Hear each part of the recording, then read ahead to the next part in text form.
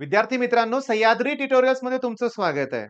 सकाळपासून इतकी मुलं पॅनिक मोडमध्ये गेले होते. ओके. काही पालक त्यांनी माझ्यावर एक व्हिडिओ सुद्धा शेअर केला आणि पालकांचं म्हणणं होतं, की सर त्या व्हिडिओमध्ये जे सर आहेत ते सांगतायत, की या वर्षीपासून बोर्ड आणि प्रॅक्टिकल सेपरेट पासिंग. काय प्रकार आहे एक्सप्लेन करतो. थोडंसं लक्ष द्या. मी तुम्हाला सांगतो. 70 मार्क आणि 30 मार्क. 70 मार्काचं काय थिअरी क्वेशन्स म्हणूया आपण आणि 30 मार्काची प्रॅक्टिकल एक्झाम. आतापर्यंत काय होत होतं, की समजून चला, की कॉलेज तुम्हाला 30 पैकी 30 मार्क देतंयच किंवा 25 प्लस सगळ्यांना मार्क असतात. बरोबर आहे. पासिंगला किती पाहिजेत? 35 मार्क पाहिजेत. 30 मार्क तर इथं पडले. इथं 70 पैकी फक्त 5 मार्क पडले तरी पास.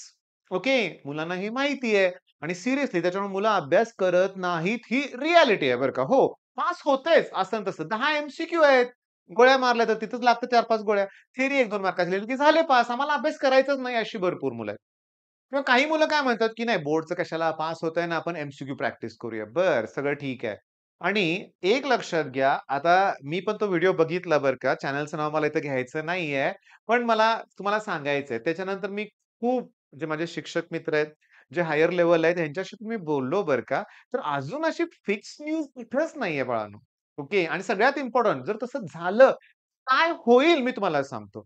माझ्याकडं एक 10 प्लस रिपीटर मुलं आता आहेत. तर सगळ्यांची मी मार्क लिस्ट चेक केली, की सगळ्यांचा फिजिक्सचा स्कोर हा 35 ते 50 दरम्यानच आहे. ओके. 35 टू 50. आता मला सांगा माझ्याकडे जे 10 पेक्षा जास्त रिपीटर मुलं आहेत, त्यांचा फिजिक्सचा स्कोर 35 पासून 50 पर्यंत आहे. मग मला सांगा हे पास आहेत का फेल आहेत? ऑब्व्हियसली पास आहेत ते. बरोबर आहे. पण जर हा रूल जर अप्लाय केला तर ते सगळे फेल आहेत. आणि ही कोण मुलं आहेत? कोण माहीत? आता एक स्टुडंट तर असा आहे, की 10वी त्याला 97 पर्सेंटेज आहेत आणि फिजिक्समध्ये 48 मार्क आहेत. मग फिजिक्समध्ये 48 मार्क असणारा विद्यार्थी फेल ठरेल जर सेपरेट पासिंग केलं तर. परवडणार नाहीच आहे. शिक्षण मंडळालाच हे परवडणार नाहीये. 10% सुद्धा रिझल्ट लागणार नाही. सेपरेट पासिंग केलं तर बाळांनो, सांगू का? 70चे 35% मार्क पडायला लागतील. बरोबर आहे. मग साधारण अंदाजे सांगतो 24 ते 25 मार्क पाडावे लागतील. मग कॉलेजचे 30 मार्क आणि हे 25, 55 मार्क पडले. बरोबर आहे. मग सगळीच मुलं 50-55च्या पुढे जातील. ग्रुपिंग क्रायटेरिया काय नावालाच राहणार नाही लक्षात घ्या. बरं इथं सगळ्यात इम्पोर्टंट अशी कुठलीही न्यूज नाहीये. आता गेलेतच मुलं पॅनिक मोडमध्ये. काय करू असा प्रश्न पडलाय. मी काय म्हणतोय अभ्यास तर करायचाच करतोय ना आपण. मार्क्स तर आपल्याला याच्यापेक्षा चांगले पाडायचे आहेत. पण इथे एक रिक्वेस्ट करायची आहे तुम्हाला, की तुम्ही असं YouTubeवर एखादी न्यूज आली, की लगेच त्याच्यावर विश्वास ठेवू नका. किंवा काही बेस्ट चॅनलची नावं सांगतो मी तुम्हाला रे बाळांनो. मी तुम्हाला सांगू का? पहिलंच नाव येतंय दिनेश सरांचं चला. दिनेश सरांच्या चॅनलवर एखादी न्यूज आली, की ती कन्फर्म न्यूज आहे समजायचं. दिनेश सरांच्या चॅनलवरती आले का न्यूज ह्याच्याविषयी? आली असेल तर ती गोष्ट वेगळी. पण आली नाहीये. मी कन्फर्म करूनच बघितलं लक्षात घ्या. पुन्हा फिजिक्स ज्ञान मुकेश नायक सर आहेत, सोविन सर आहेत. सगळ्यात इम्पोर्टंट मी तुम्हाला सांगतो, की टेक एस्पायर आपलं चॅनल आहे ना, तुम्ही सबस्क्राईब केलंय मला माहिती आहे. नसेल तर करा. त्याच्यावर पण तुम्हाला आम्ही सगळं कन्फर्म करूनच न्यूज प्रोव्हाईड करतोय. ओके. काउन्सिलिंग रिलेटेड सगळीच माहिती आम्ही त्याच्यावर प्रोव्हाईड करणार आहे किंवा करतोय सुद्धा. मी लिंक देतोय. चांगल्या चॅनलला फॉलो करा. नको त्या चॅनलकडे बघू नका. नाहीतर मी सांगतो विद्यार्थ्यासाठी अत्यंत दुःखद बातमी आजचा व्हिडिओ. उद्याचा व्हिडिओ विद्यार्थ्यासाठी अतिशय आनंदाची बातमी. सुखद बातमी, दुःखद बातमी, आल्हाददायक बातमी. ओके. आणि सगळ्यात महत्त्वाचं, की तणाव द्यायचा अगोदर आणि मग म्हणायचं, की काळजी करू नका मी आहे तुमच्यासाठी. नाही हे उपयोगाचं नाहीये. कन्फर्म न्यूज असेल ठीक आहे रे. कुठल्यातरी न्यूज पेपरमध्ये आल्यानंतर त्याच्याविषयी काहीतरी बोलून न्यूज देण्याची काही गरज नाहीये. आता सांगतो. मी तुम्हाला सांगतो. कुठल्याही गोष्टीला घाबरू नका. सेपरेट पासिंग विचार करताय. कर्नाटकामध्ये सेपरेट पासिंग आहे का? तर आहे. आहे. सेपरेट पासिंग आहे. 70 पैकी 24-25 मार्क पाडायला लागतात त्या मुलांना लक्षात घ्या. प्रॅक्टिकलमध्ये पण सेपरेट पासिंग आहे.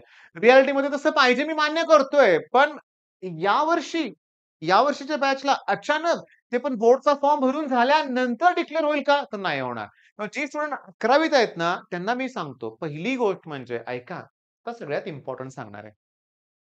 काय भीती वाटते सेपरेट पासिंगची? आपलं ते टार्गेटच नाहीये. म्हणजे पास होण्याचं टार्गेट नाहीच आहे आपलं. आपल्याला टॉप करायचंय.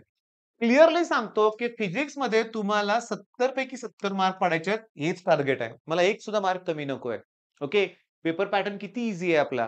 न्यूमेरिकल्स किती ईझी विचारले जातात लक्षात घ्या. कशाला घाबरायचंय आपण? का असं पॅनिक मोडमध्ये जायचंय हो? चांगली मी बघितलं बरं का. सकाळपासून मुलांच्या चेहऱ्यावरचा तणाव बघितला होता मी आणि न्यूज नंतर मला एका पालकांकडून पण कळालं, ओके, की खरोखर सर त्या सरांनी असंच सांगितलंय, की सेपरेट पासिंग होणारच म्हणून. विचार सुद्धा करू नका. घाबरू नका. आपण काय फेल होणार नाहीये. बरं हा रूल झाला बघा, एक मी सांगू का तुम्हाला मी आता थोडंसं सांगतो. मी नेहमी काय करतो, की प्रत्येक गोष्टीतून फायदा काय आहे याचाच विचार करतो. मी तोट्याचा विचारच करत नाही. कधीच विचार करत नाही. काहीही घडू दे. फायदा काय आहे तो बघतोय मी. तर या गोष्टीचा फायदा काय, की आता सगळे अभ्यासाला लागतील. हां, आपण असा विचार करूया. नाही झालं तर चालेल मला. मी आत्तापासून अभ्यासाला सुरुवात केली आहे. बरं याचा फायदा काय होणार? मला ग्रुपिंग क्रायटेरियाची भीतीच उरणार नाही ना. माझं पर्सेंटेजच आपोआप 60 प्लस राहणार आहे पी-सी-एम ग्रुपमध्ये.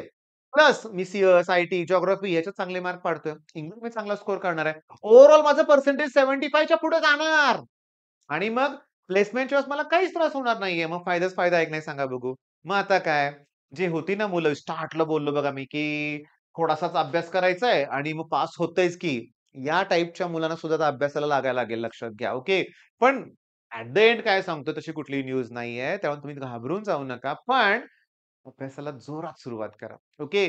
बरं मग आता चॅनलला फॉलो करा. मगाशी कुठल्या चॅनलचं नाव सांगितलं ते कमेंटमध्ये मला सांगा. लिंक मी तुमच्याशी शेअर करतोयच. सबस्क्राईब सुद्धा करा. आपल्या Insta पेजला फॉलो सुद्धा करा. ओके. आणि डेली मी तुम्हाला कंटेंट द्यायला सुरुवात केलेली आहे. आजचा हा बहुतेक मी दुसरा-तिसरा व्हिडिओ अपलोड करतोय. डेली मी 2, 3, 4 व्हिडिओ तुम्हाला अपलोड करत राहणारच आहे. प्रत्येक व्हिडिओ अपलोड झाला, की त्याला फॉलो तर तुम्ही करताय. म्हणजे मला म्हणायचं होतं काय, एक हाइप नावाचं नवीन फीचर आलंय बरं का. आता YouTubeचा काय प्रकार आहे सांगतो लक्षात घ्या.